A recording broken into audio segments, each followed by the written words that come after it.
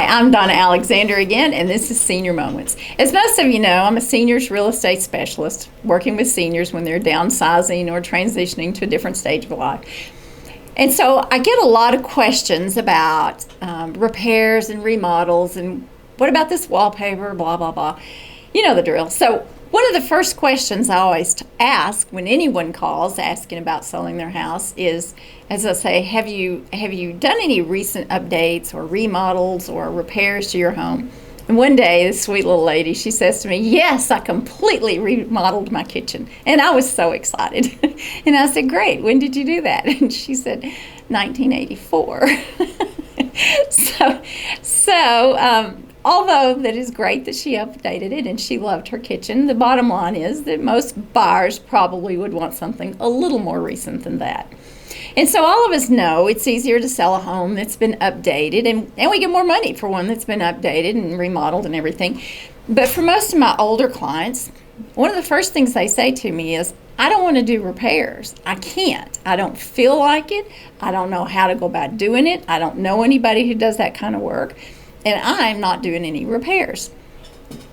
And though I don't disagree with that idea, I do think in lots of cases repairs should not be on them.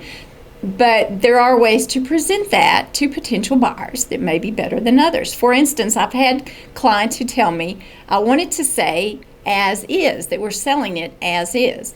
And the truth of the matter is, in my experience anyway, when you put as is in the description, it scares off people who want to buy the home and live in it because they're afraid there's going to be so many repairs they can't manage it. But it also draws in investors who are looking for a really good deal. And there's no problem with that. That's their business model. But if you've got a good solid house that just needs some cosmetic things done, we probably don't want to advertise it as is. So let me tell you here, I hear you when you say this, but things are different than they probably were when you bought the house. The contracts are different, and so it's a different approach to the whole way we do repairs. So I wanted to talk about that just a little bit. I have had a client got really upset with me because he didn't feel like I was hearing him when he said, we're not doing repairs. Back when, and I don't know exactly when that was, the repairs were negotiated when an offer was made on a house here in Texas, and that was before I got into real estate. Well, that's what he was remembering. But now there is what we call an option period, and in that option period, the buyer has the right to do any inspections they want.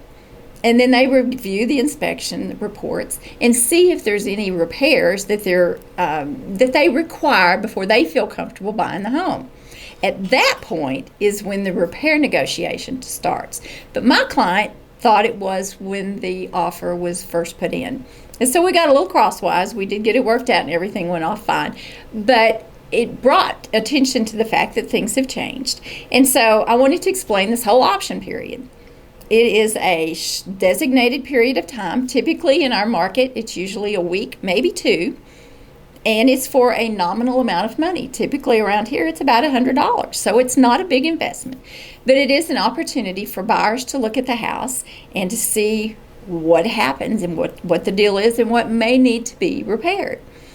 But let me say this, there is nothing that says a seller is required to make any repairs whatsoever, okay?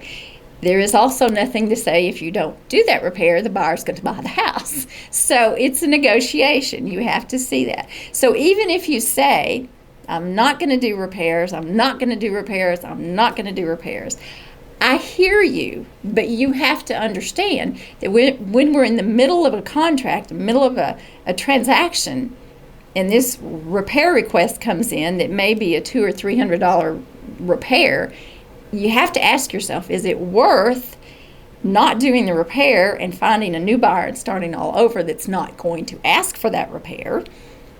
Or maybe it's better to just back off a little and let me help you find someone who can do that for you. We can always renegotiate contracts and things like that. So I'm suggesting that instead of as is, we go about it a little softer approach, and knowing that it's negotiation from the time we take the offer until we actually close. Things can be negotiated and tweaked a little bit to keep everyone happy. So keep that in mind. If that's been something that's holding you back from wanting to talk to me about listing your home, let's talk about it. Let's get it out there. I'd love to talk to you. Give me a call anytime. I'm Donna Alexander, and this is Senior Moments. Thank you.